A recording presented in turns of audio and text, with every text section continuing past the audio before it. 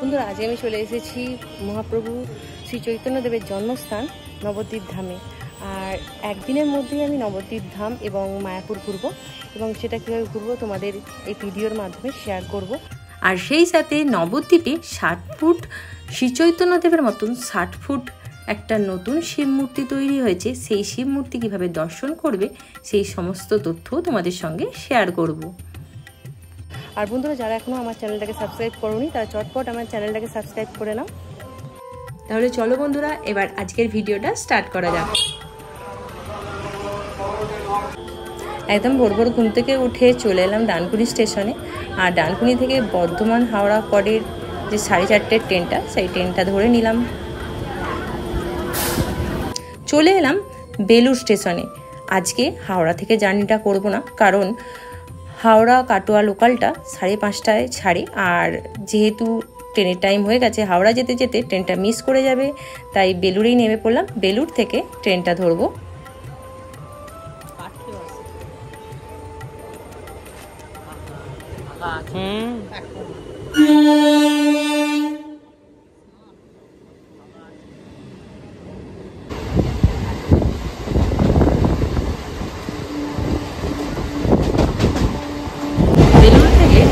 সকাল 5:30টার যে হাওড়া কাটোয়া লোকাল, সেই ট্রেনটা ধরে নিলাম।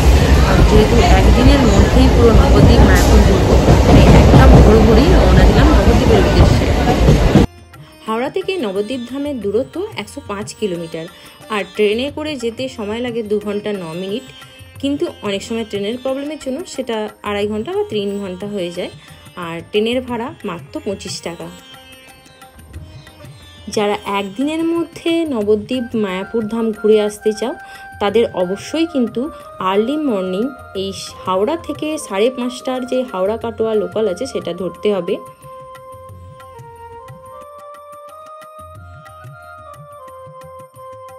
অবশেষে 3 ঘন্টা ট্রেন জার্নির পর পৌঁছে গেলাম নবদ্বীপ ধাম স্টেশনে। স্টেশনের বাইরে চলে এলাম। এবার এখান থেকে টোটো ধরে যাব নবদ্বীপ ঘাট। এখান থেকে টোটো ধরে প্রথমে নবদ্বীপ ঘাট যাব ভেবেছিলাম, তারপরে সেখান থেকে টোটো বুক করে পুরো নবদ্বীপ ঘুরবো। বাট এই টোটো দাদা বললেন যে উনি আমাদের টোটাল 6 জনকে মাত্র 400 টাকায় পুরো নবদ্বীপ ঘুরে দেখাবেন, তাই ওনার কথায় রাজি হয়ে গেলাম। চলে এলাম নবদ্বীপের জল মন্দিরে।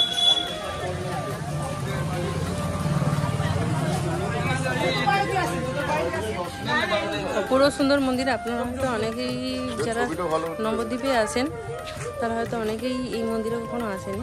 এই যে জল মন্দির, সকাল 8টা থেকে দুপুর 1টা পর্যন্ত এই মন্দির খোলা থাকে, আবার 4টে থেকে রাত্রি 9টা পর্যন্ত এই মন্দির খোলা থাকে। প্লেন মাঝখানে রয়েছে এই মন্দির, এখানে যাওয়া যায় না, দূর থেকে দেখাচ্ছি। পুরো সুন্দর মন্দিরটা। জল মন্দিরের সব থেকে যেটা সুন্দর জিনিস সেটা হলো কি সুন্দর সুন্দর হরিণ আছে এখানে, রাজহাঁস আছে এখানে, অপূর্ব। মন্দিরের সামনে থেকেই হরিণদের খাবার পাওয়া যাচ্ছে। আপনারা চাইলে 10 টাকা দিয়ে খাবার নিয়ে এসে এদের খাওয়াতে পারেন।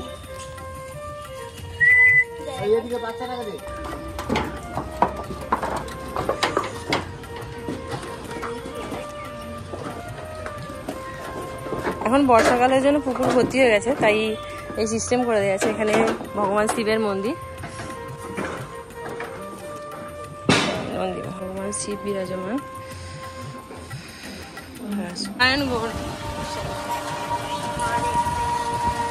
জল মন্দির দেখে এখন আমরা যাচ্ছি কেশবজির হোটেল। চলে এলাম কেশবজি, শ্রী কেশবজির গৌরীয় মঠে। নবদ্বীপ মায়াপুরের বেশিরভাগ মন্দির মঠে ভিডিও করা, ছবি তোলা নিষিদ্ধ, তাই ভেতরটা আপনাদের দেখাতে পারবো না। জুতো রাখার ব্যবস্থা হয়েছে, এই বাসগুলো আছে, এখানে জুতোগুলো রাখতে হবে।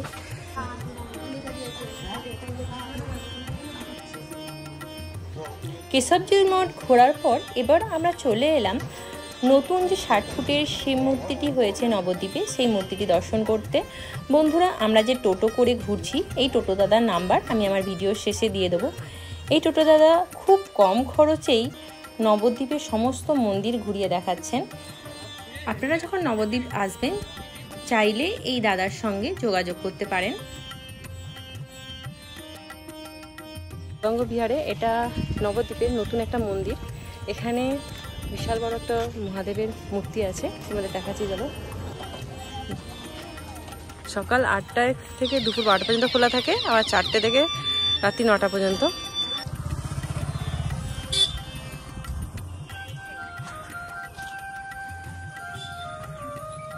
নবদ্বীপে এই মন্দিরটি নতুন নির্মাণ করা হচ্ছে, গৌরাঙ্গ বিহার মন্দির। দেখো আমার পেছনে বিশাল বড় মহাদেবের মূর্তি, আর এদিকে বড় গার্ডেন রয়েছে।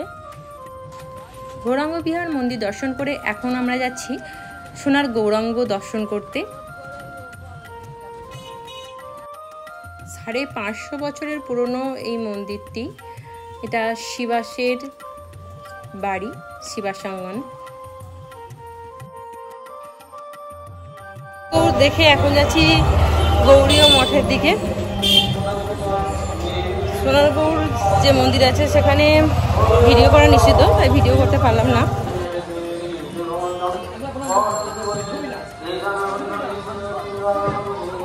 চলে এলাম শ্রী রাধারাম বাগ গৌরীয় মঠে। এখানেও ভিডিও করা নিষিদ্ধ, তাই বাইরে থেকেই মঠটা তোমাদের দেখালাম। অপূর্ব সুন্দর এই মঠটা।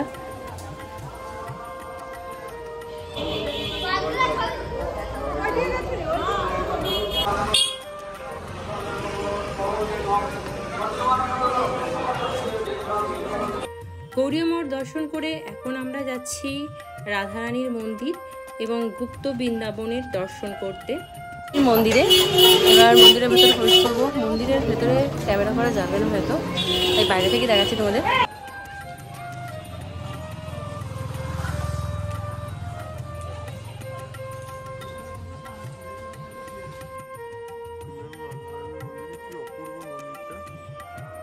মন্দিরের ভেতরে বিরাজমান রাধাকৃষ্ণ, পঞ্চদত্ত ভগবান, গোপাল এবং গোপীগণ। এখন যাচ্ছি গুপ্ত বৃন্দাবন দর্শন করতে। আর করে নিয়ে যাচ্ছিল যুদ্ধে।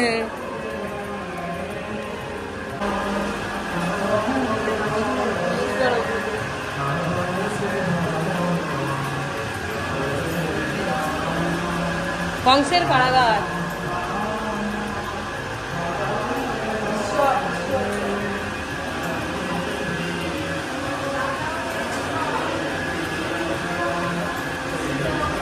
শ্রীকৃষ্ণের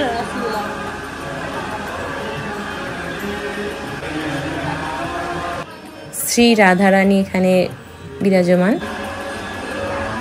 নিমাইয়ের বাল্যলীলা।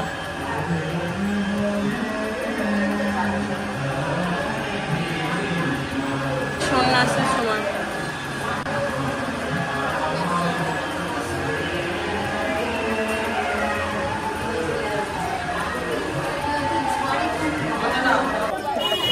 দেখার পর এবার চলে এলাম শ্রী চৈতন্য মহাপ্রভুর জন্মস্থানে। চলো ভিতরে যাওয়া যাক। এখানে মন্দিরের প্রবেশপথেই অনেক ঠাকুমারা আছেন যারা কপালে তিলক দিয়ে দিচ্ছেন। মন্দিরে ঢুকেই দেখলাম এক পাল হনুমান। অনেকে তাদের খাবার দিচ্ছে, তবে এখানে খাবার দেওয়া কিন্তু নিষেধ করা আছে। মহাপ্রভুর জন্মস্থানে ঢুকেই আগে ডান দিকে রাধাকৃষ্ণের মন্দিরে রাধাকৃষ্ণকে প্রণাম জানিয়ে নিলাম। চারিদিকে মহাপ্রভুর নাম সংকীর্তন লেখা আছে।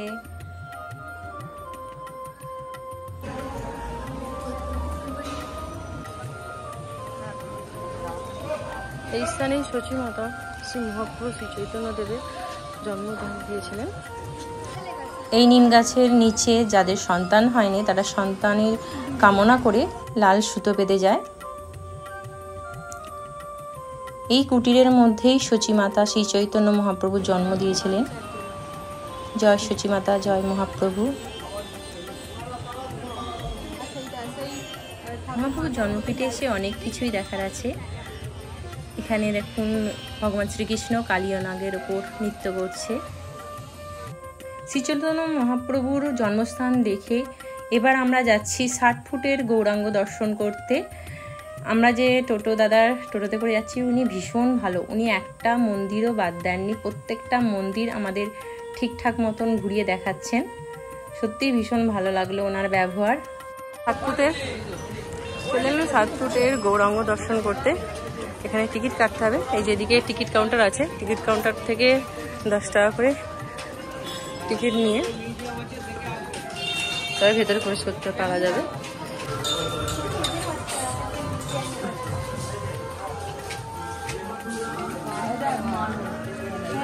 এগুলো কারেন্টের রাত্রিরে দেখার মতো। সাতপুটের গৌরাঙ্গ দেখতে বাইরে থেকে শ্রী মহাপ্রভু শ্রী চৈতন্যদেবের দর্শন করে নিয়েছি। তবে কাছ থেকে আরো সুন্দর লাগবে দেখতে।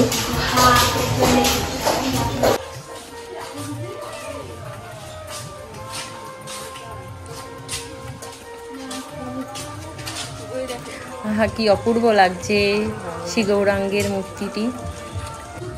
এখানে ভগবান শ্রীকৃষ্ণ, রাধা এবং গোপিনীদের সঙ্গে রাসলীলা করছেন। সত্যি কি অপূর্ব লাগছে দেখতে।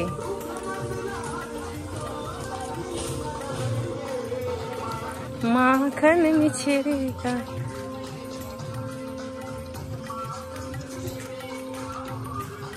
রথযাত্রা, শ্রী চৈতন্য মহাপ্রভুর রথযাত্রার ছবি এখানে তুলে ধরা হয়েছে।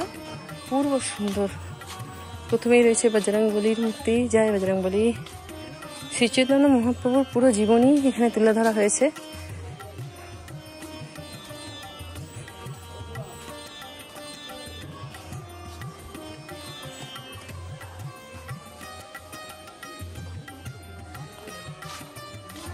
মহাপ্রভু শ্রী চৈতন্যদেব জীবজন্তুদের সঙ্গে হরিনাম সংকীর্তনে মত্ত।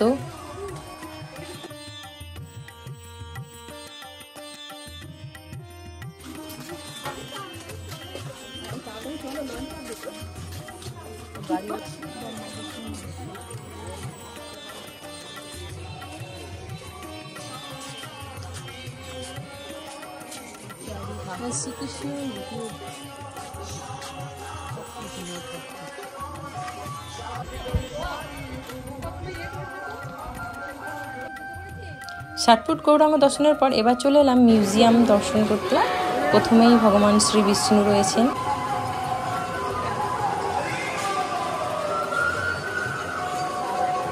বরাহ রূপেরা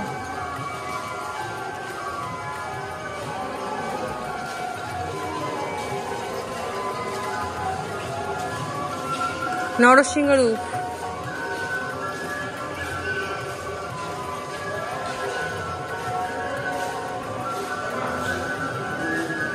রামচন্দ্রের ধনুর্ভঙ্গ লীলা, বনবাস রামচন্দ্র, রাবণের সীতাহরণ,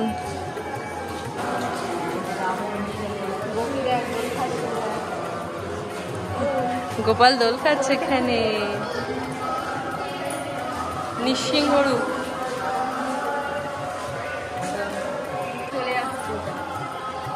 এটা কংসের কারাগার, পুতনাবধ, মাখন চুরি করেছিল শ্রীকৃষ্ণ।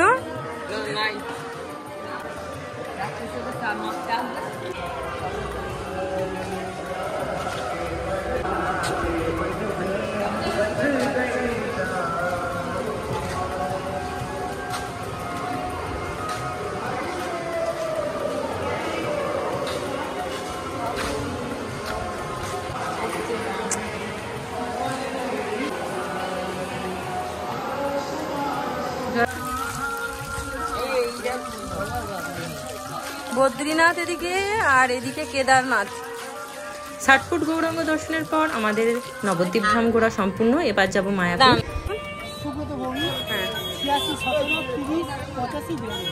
আচ্ছা, এই নাম্বারে ফোন করলে আপনাকে পাওয়া যাবে তো? ঠিক আছে, আপনারা যখন আসবেন তখন এই দাদার সঙ্গে কন্ট্যাক্ট করে নেবেন। উনি খুব কম খরচে আপনাদের পুরো নবদ্বীপ ঘুরিয়ে দেখাবে। ঘাটে এখন যাচ্ছি মায়াপুর যাওয়ার লঞ্চ ধরতে। এতক্ষণ ভালো ছিল, এতক্ষণ রোদ ছিল, এখন আবার একটু বৃষ্টি শুরু হয়ে গেছে। এই দিকটা সরবঞ্জার ঘাট আর এদিকে হচ্ছে মায়াপুর ড্রাইভার লঞ্চ ঘাট।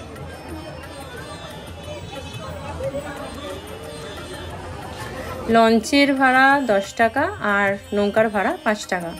আজকে প্রচুর ভিড় লঞ্চ ঘাটে।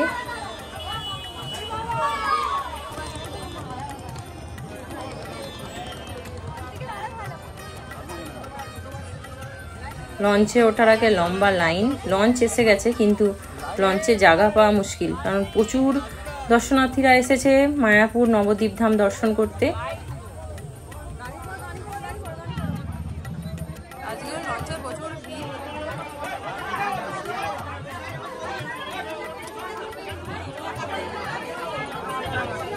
লঞ্চে এক বিন্দুও বসার জায়গা নেই, কোনো রকমে একটু দাঁড়াবার স্থান পেয়েছি।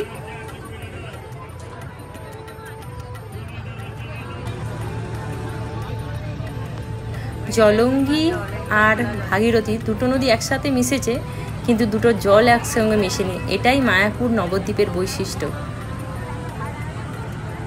লঞ্চ থেকে নেবে মায়াপুর থেকে কৃষ্ণনগরগামী যে বাস পাওয়া যায়, সেই বাসে উঠে পড়লাম। এই বাসে করে জাস্ট 2-3 মিনিট গেলেই পৌঁছে যাব মায়াপুর ইস্কন মন্দিরে। এছাড়াও মায়াপুর যে খেয়াঘাট আছে, এখান থেকে জাস্ট 15 মিনিট হাঁটলেই ইস্কন মন্দিরে পৌঁছানো যায়, কিন্তু আমাদের হাতে খুব কম সময়, তাই বাসে উঠে পড়লাম। ইস্কন মন্দিরে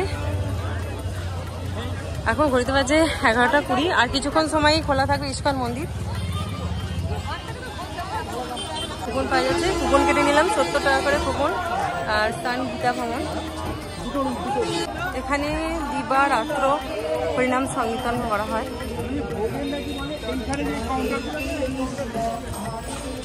70 টাকা করে ভোগের কুপনের টিকিট কিনে নিয়েছি। মায়াপুর ইস্কনের মন্দির বন্ধ হয় বেলা 1টার সময়। দুপুর 12টা থেকে 1টা পর্যন্ত ভোগের আরতি হয়। যদিও মন্দিরের ভেতরে ফোন অ্যালাউ নয়, তাই মন্দিরের ভেতরে কোনো দৃশ্য দেখাতে পারবো না, কিন্তু আপনারা এলে 12টা থেকে 1টার মধ্যে চলে আসবেন, তাহলে ভোগের আরতিটা দেখতে পাবেন।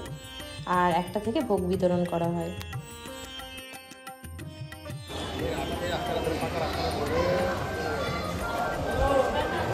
মায়াপুর ইস্কনে শ্রী চৈতন্য মহাপ্রভু পঞ্চরত্ন ঠাকুরের দর্শন করে এখন যাচ্ছি গীতা ভবনে অন্নভোগ গ্রহণ করতে।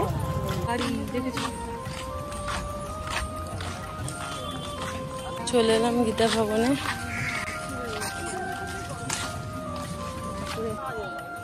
এখানেও লম্বা লাইন, কারণ সবাই ভোগের আরতি দর্শনের পরই তবে ভোগ প্রসাদ খেতে এসেছে।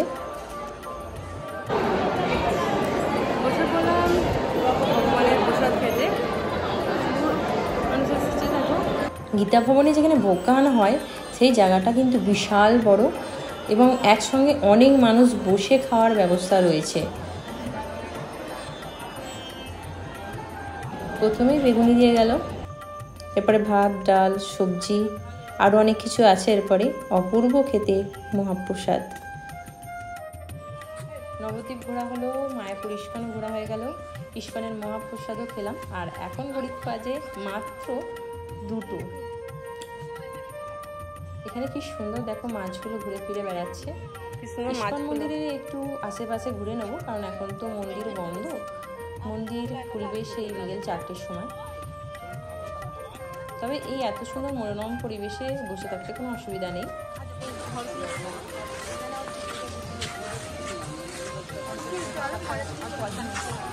প্রসাদগুলোর পর ঘুরে নিলাম শিলা প্রভুপাদজির সমাধিস্থল। তবে মন্দিরের ভেতরে ভিডিও করা নিষিদ্ধ, তাই বাইরে থেকে দেখালাম অপূর্ব সুন্দর মন্দিরটা। নবদ্বীপ মায়াপুর যতবারই আসি বারে বারে আসতে মন চায়, কারণ এখানকার অপূর্ব আধ্যাত্মিক পরিবেশ মনকে বারবার মায়াপুর নবদ্বীপের দিকেই টানে। প্রভুপাদজির এই যে পুষ্প সমাধি মন্দির আছে, এখানে এই যে পুকুরটা আছে, এইখানে প্রচুর পুরনো মাছ আছে, কচ্ছপ আছে। যারাই দর্শনার্থীরা আসে মাছকে, কচ্ছপকে খেতে দেয়, বেশ দেখতে ভালো লাগে। দেখে এবার ঘুরে যাচ্ছি। আর ওটা যে টোটোটা উঠেছে, সেটাতে মাথায় কিছু 5 টাকা করে ভাড়া নিচ্ছে। আপনারা চাইলে এইভাবে দরদাম করে ইস্কন মঠের বাইরে থেকে টোটো পেয়ে যেতে পারবেন পর্যন্ত।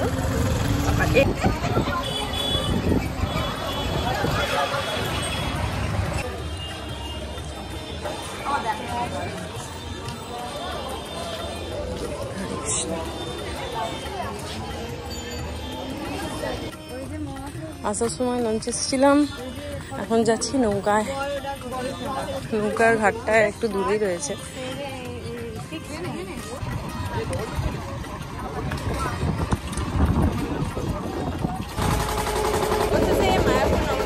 এখন বাড়ি ফিরে যাচ্ছি। এত সুন্দর একটা ওয়েদারে আর নৌকায় করে বাড়ি ফেরার মজাই আলাদা। তোমরা চাইলে একদিনের জন্য নবদ্বীপ মায়াপুর ফিরে যেতে পারো, খুবই কম খরচে। আমি যেভাবে করলাম।